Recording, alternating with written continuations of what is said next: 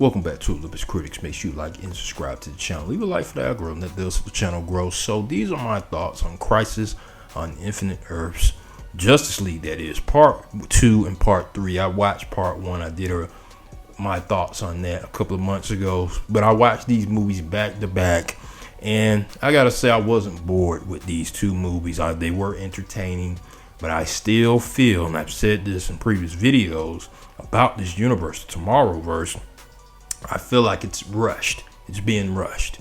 And it definitely felt like that in these three movies. Even though I was not bored, it just, at times I'm like, I just wish they took their time with this universe.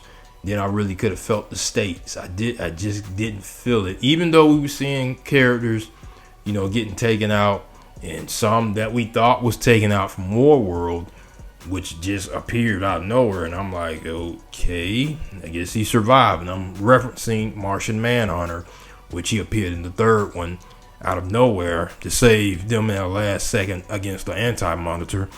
But you did have some scenes that I did enjoy with the Bat family in the second film. You hear Will Friedle back as Batman beyond Terry McGinnis. I enjoyed that, seeing every hero fighting against the Anti-Monitor and his shadow demons or something like that. But it just didn't feel like it was any stakes. And like I said, even though you saw people, heroes getting taken out, planets getting wiped out. We got to see John Constantine make his return, even though we saw him in the last film, which I did not know in the first film that was him. That whole time when the Flash was meeting, the crime syndicate, I feel like a dummy not knowing that was John Constantine from the New 52 universe, and we got to see him back. And I like what we got from John Constantine. I like him. I like Matt Ryan voicing him. It was refreshing to get him back with his funny banter with Green Lantern.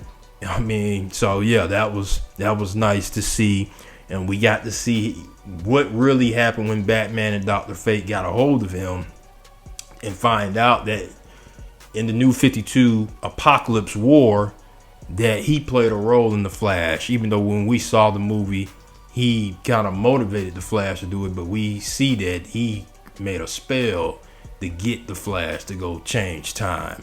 And that's why we see Spectre and all them going so hard in that little mini short, whatever you want to call it, dealing with John Constantine while he was punished because he sent him back in time to take out Darkseid. We found out Darkseid must exist for the stuff to flow correctly, because after the Flash did that, we saw that it was a lot of other planets, multiversal stuff happening.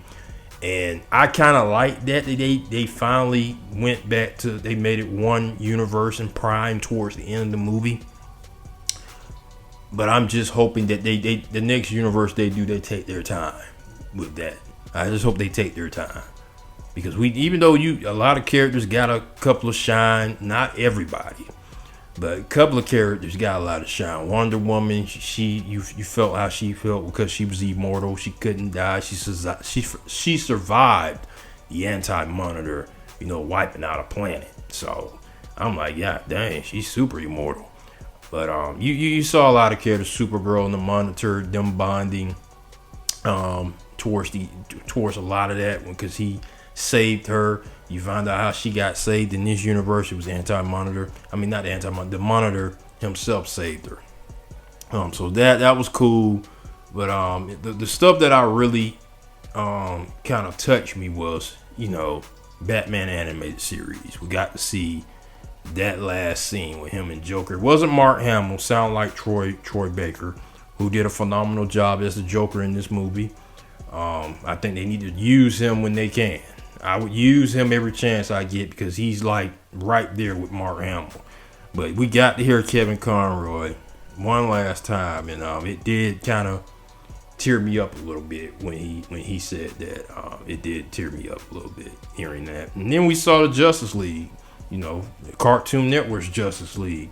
I'm not gonna lie, I would have liked to see them involved in this, but it didn't happen. It would have been nice to hear Phil Lamar's Green Lantern and the rest of the gang Not Batman. I know Kevin Conroy's not with us anymore, but it would have. I guess that's probably why they couldn't do it, because you had to have that Batman involved. But yeah, man, this universe, it was solid. I would still put 52 above them, but not by far. 52 had their hit and misses, but the Tomorrowverse I like the animation. I love the animation with this universe. I just wish they would have took their time. But this next one, whatever they decide, I want a rebirth. I want rebirth. Now you got this Watchmen movie that's supposed to be coming out soon. I don't know if they will tie that in to like Dr. Manhattan at the end sees the Flash something and they do rebirth. You don't have to make that multiversal, nothing like that. You can just have him, taking pieces off the chessboard in this world. And you can have Zoom. Zoom can be your psycho pirate. He was not involved in the Tomorrowverse. You bring him back. He remembers everything that's transpired. That's your psycho pirate right there. He remembers everything. Then you can get him teasing that Dr. Manhattan is watching everything. But that's just me speculating. I don't know. But post comments, let me know what you guys think. Did you enjoy these two movies? I mean, I enjoyed it. I wasn't bored with it. I just feel like they just rushed it. But post comments, let me know what you guys think. Make sure you like and subscribe to the channel.